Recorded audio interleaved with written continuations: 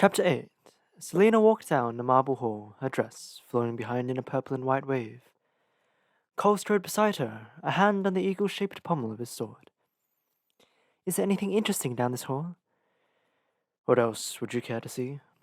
We've already seen all three gardens, the ballrooms, the historic rooms, and the nicest views offered from the stone castle. If you refuse to go into the glass castle, there's nothing else to see. She crossed her arms. She'd managed to convince him to give her a tour under the pretense of extreme boredom, when, in fact, she'd used every moment to plot a dozen escape routes from her room. The castle was old, and most of its halls and stairwells went nowhere. Escaping would require some thought. But with the competition beginning tomorrow, what else did she have to do? And what better way to prepare for a potential disaster? I don't understand why you refused to enter the glass edition, he went on. There's no difference between the interiors. You wouldn't even know that you were inside it, unless someone told you, or you looked out of the window. Only an idiot will walk in a house made of glass. It's as sturdy as steel and stone. Yes, until someone just a bit too heavy enters, and it comes crashing down. That's impossible. The thought of standing on floors of glass made her queasy. Is there no menagerie or library that we could see? They passed by a set of closed doors. The sounds of lilting speech reached them, along with the gentle strumming of a harp. What's in there? The Queen's Court. He grabbed her arm and pulled her down the hall. Queen Georgina. Didn't he have any idea what information he was giving away? Perhaps he honestly thought she wasn't a threat. She hid her scowl. Yes, Queen Georgina Haviliard. Is the young prince at home? Holland? He's at school. And is he as handsome as his older brother? Selena smirked as Cole tensed. It was well known that the 10-year-old prince was rotten and spoiled, inside and out, and she remembered the scandal that had erupted a few months before her capture. Holland Haviliard, upon finding his porridge burnt, had beat one of his servants so badly that there was no possibility of it being concealed. The woman's family had been paid off, and the young prince shipped to school in the mountains. Of course everyone knew. Queen Georgina had refused to hold court for a month. Holland will grow into his lineage, Cole grumbled. There was a bounce to a step as Selena walked on, the court fading away behind them. They were silent for a few minutes before an explosion sounded nearby, then another. What's that awful noise? Selena said. The captain led her through a set of glass doors, and he pointed out as they entered into a garden. The clock tower, he said, his bronze eyes shining with amusement, as the clock finished its war cry. She had never heard bells like that. From the garden sprouted a tower made of inky black stone. 2 gargoyles, wings spread for flight, perched on each of the 4 clock faces, soundlessly roaring at those beneath. What a horrible thing, she whispered. The numbers were like war paint on the white face of the clock, the hands like swords as they slashed across the pearly surface. As a child, I wouldn't go near it, Cole admitted. You'd see something like this before the gates of Ward, not in a garden. How old is it? The king had it built around Dorian's birth. The king? Cole nodded. Why would he build such a wretched thing? Come on, he said, turning as he ignored her question. Let's go. Selena examined the clock for a second more. The thick, clawed finger of a gargoyle pointed at her. She could have sworn that its jaws had widened. As she made to follow Cole, she noticed a tile on the paved pathway. What's this? He stopped. What's what? She pointed at the mark engraved on the slate. It was a circle with a vertical line through the middle that extended beyond the circumference. Both ends of the line were hooked, one directed upwards, the other down. What is this mark doing on the path here? He walked around until he stood beside her. I have no idea. Selena examined the gargoyle again. He's pointing at it. What does the symbol mean? It means you're wasting my time, he said. It's probably some sort of decorative sundial. Are there other marks? If you look, I'm sure you'll find them. She allowed herself to be dragged from the garden, away from the shadow of the clock tower and into the marble halls of the castle. Try as she might and walk as far as they did, she couldn't shake the feeling that those bulging eyes were still upon her. They continued past the kitchen quarters, which were a mess of shouting clouds of flour and surging fires. Once beyond, they entered a long hallway, empty and silent save for their footsteps. Selina suddenly halted. "What," she breathed, "is that?" She pointed at the 20-foot oak doors, her eyes widening at the dragons that grew out of either side of the stone wall. 4-legged dragons, not vicious bipedal wyverns like those on the royal seal. The library. The two words were like a shot of lightning. There. She looked at the claw-shaped iron handles. "Can we maybe go in?" The captain of the guard opened the doors reluctantly, the strong muscles of his back shifting as he pushed hard against the worn oak. Compared to the sunlit hallway, the interior that stretched beyond them seemed formidably dark.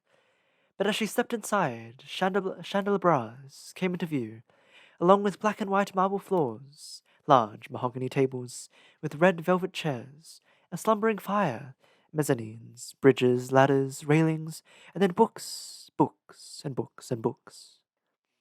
She'd entered a city made entirely of leather and paper. Selina put a hand against the heart.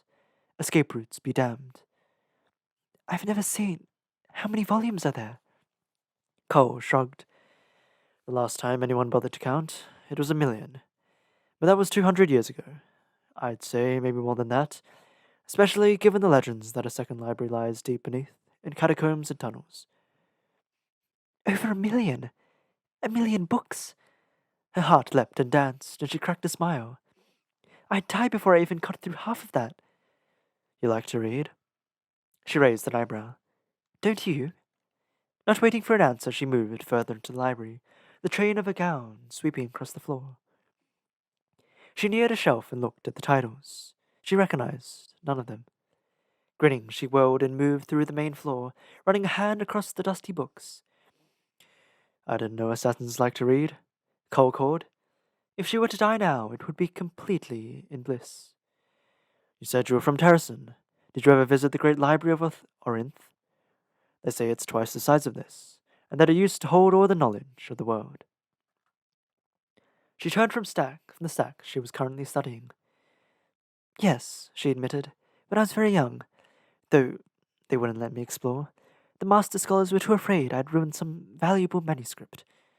She hadn't returned to the great library since, and wondered how many of those invaluable works had been ordered destroyed by the king of Adalin when he outlawed magic. From the way Cole said "used to" with a tinge of sadness, she assumed much had been lost.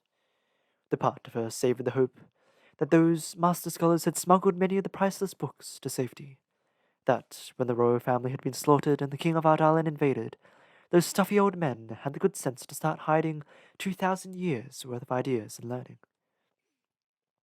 A dead, empty space opened inside her. Needing to change the subject, she asked, "Why are none of your folk here?"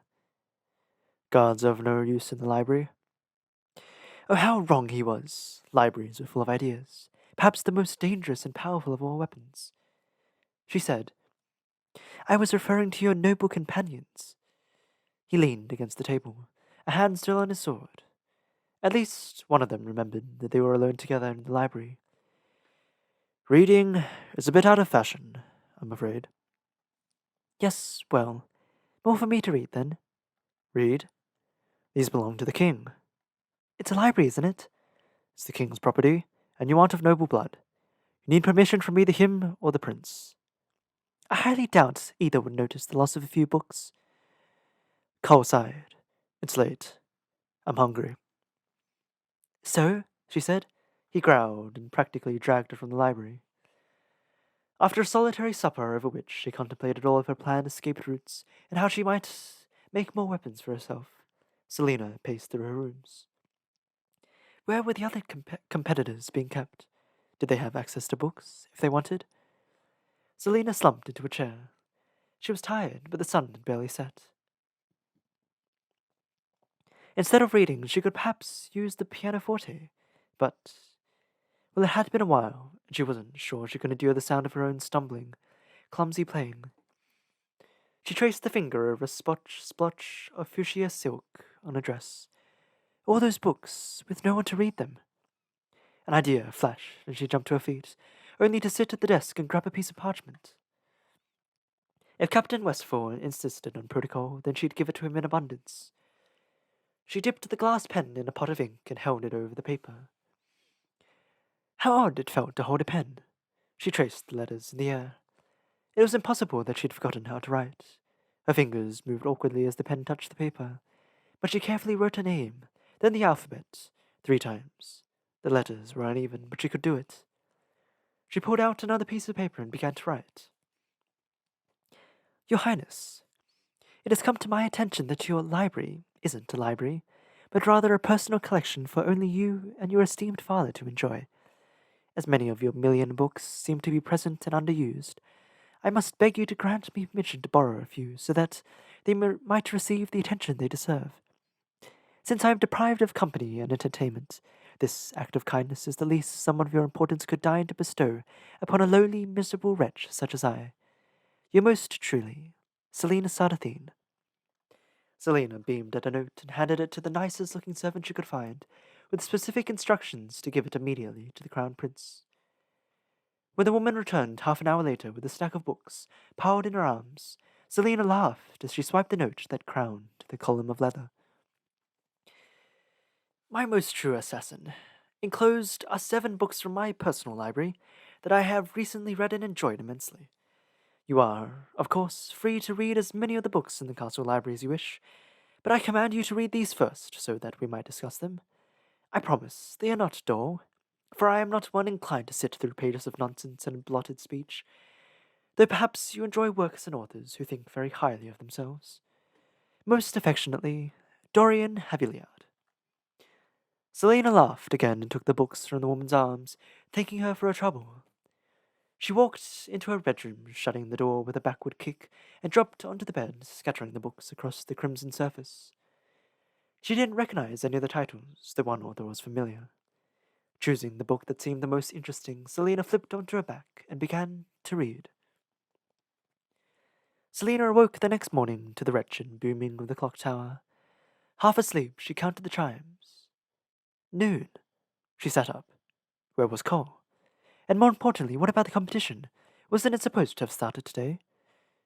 She leapt from bed and stalked through her chambers, half expecting to find him sitting in a chair, a hand upon his sword. He wasn't there.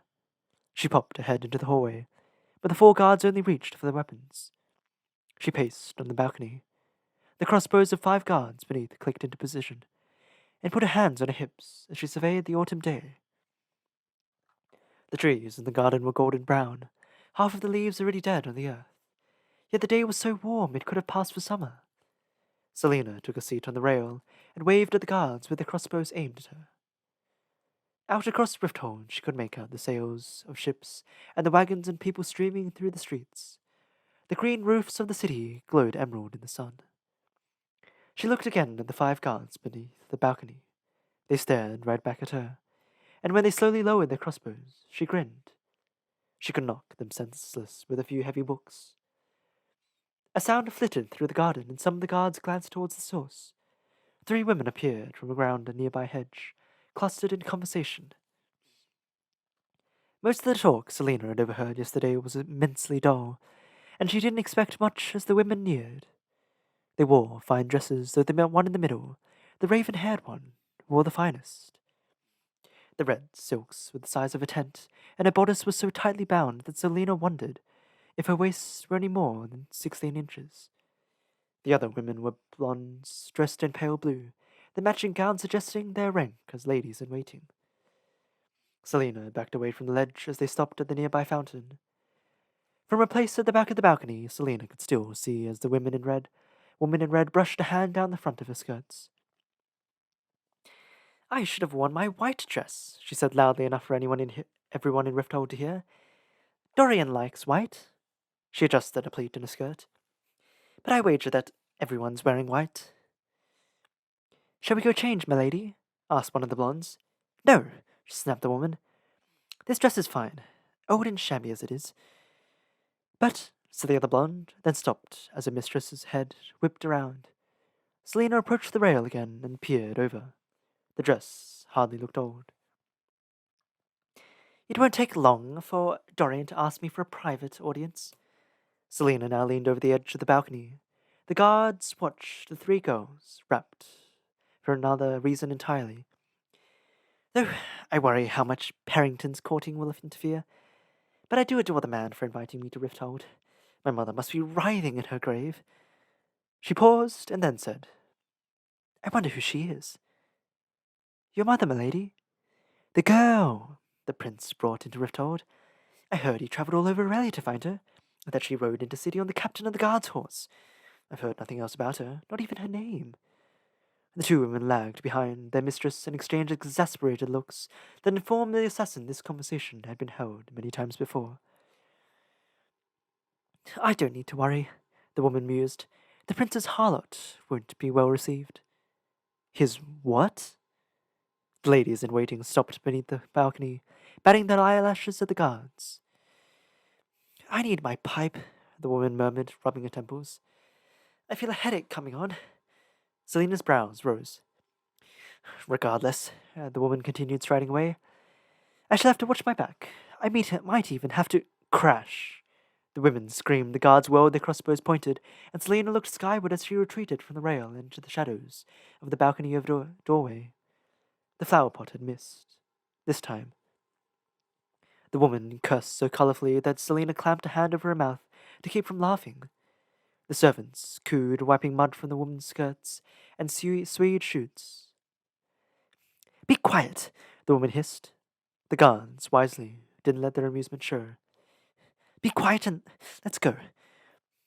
The women hurried off as the prince's harlot strode into her chambers and called for her servants to dress her in the finest gown they could find.